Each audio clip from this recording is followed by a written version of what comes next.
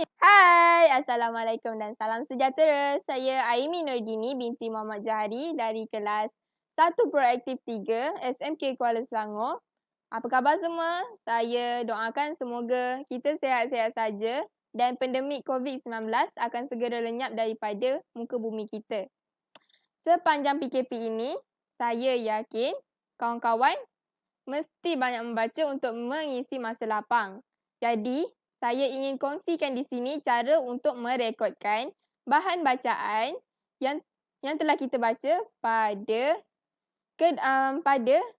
sistem IQ Nilam. Okey.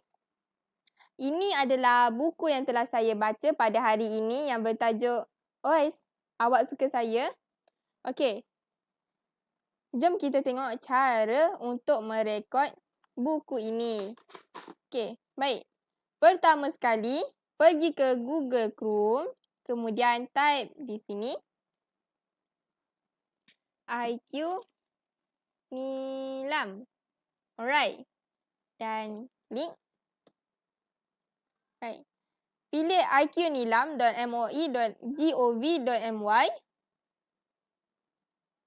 Maka kita akan dapat paparan ini. Ini adalah paparan rasmi sistem IQ Nilam Kementerian Pendidikan Malaysia. Untuk membolehkan kita masuk, kita klik sign in with Delima. Jika kita pernah login IQ Nilam Delima, email kita sudah terpapar di sini. Kita tinggal pilih sahaja. Okey. Untuk rakan-rakan yang pertama login, saya tunjukkan paparan yang sepatutnya. Right.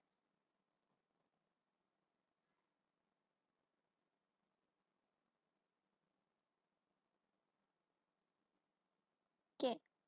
Bila keluar paparan sign in ini menunjukkan kali pertama kita masuk sistem IQ Nilam. Jadi, masukkan email kita yang MOE kita tu. Okey, kita typekan.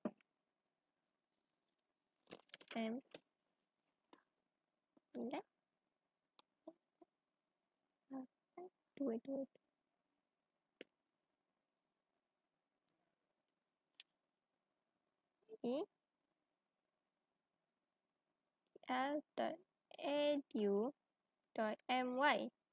Right. Klik next. Okey. Jika betul email yang kita masukkan tadi, nama kita akan muncul di paparan ini. Jadi, bolehlah kita masukkan passwordnya mula di sini. Alright.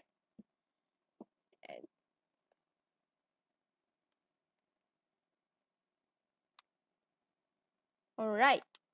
Selesai, kita tekan next lagi. Untuk makluman, semua sistem IQ Nilam ini digunakan di seluruh Malaysia, sama ada di sekolah rendah dan menengah. Baik. Ini adalah paparan utama untuk kita mengisi borang berkenaan buku yang kita baca. Alright. Di tepi sebelah kiri ini, ditunjukkan maklumat mengenai diri kita. Termasuklah jumlah buku yang telah kita baca dan rekodkan sebelum ini. Okey, jom kita isi borangnya pula. Yang pertama, saya isikan judul atau tajuk buku yang saya baca. Buku saya baca hari ini, ini bertajuk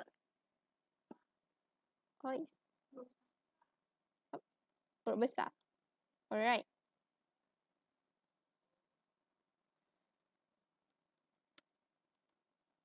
Alright, kita pilih bahasa. Yang bahasa Melayu. Tahun terbitan. Right. Pengarang dia. Dan penerbit.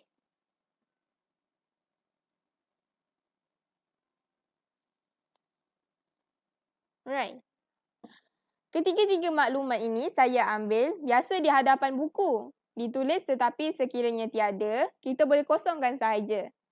Alright. Seterusnya, kita pergi ke ruangan B, iaitu jenis bacaan. Di sini, kita kena kenal pasti bahan bacaan yang kita baca. 1. Buku fiksyen. adalah buku, cerita atau novel, iaitu buku yang direka atau dikarang. Buku bukan fiksyen pula adalah buku yang berbentuk pengetahuan serta mengandungi fakta seperti buku falsafah, buku agama, buku sejarah dan sebagainya. Ketiga, bahagian bukan buku, kita boleh klik dan pilih di sini apakah kategori bahan bacaan kita. Contoh di sini, jurnal, majalah, komik dan lain-lain. Keempat, bahan digital pula adalah bahan yang kita baca atau tonton dari internet. Di sini, kita boleh copy atau typekan alamat bahan URL tersebut. Untuk buku saya ini adalah buku fiksyen. Jadi, saya klik bahagian ini. Okey, selesai bahagian ini dan terus tuliskan bilangan muka surat. Okey. Sekarang kita lihat bahagian C pula, iaitu rumusan.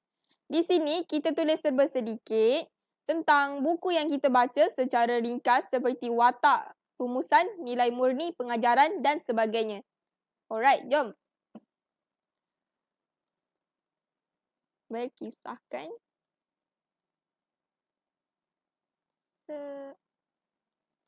sekumpulan remaja yang bekerja sambil belajar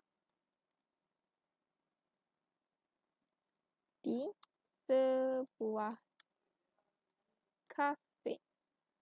Dan alright.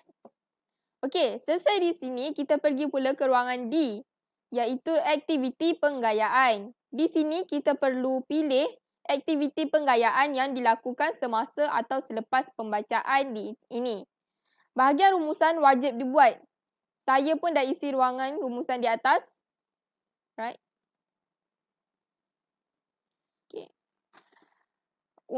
Sebagai tambahan, untuk bahagian ini saya pilih bercerita kerana setelah selesai saya membaca buku tadi, saya telah ceritakan semula pada adik saya.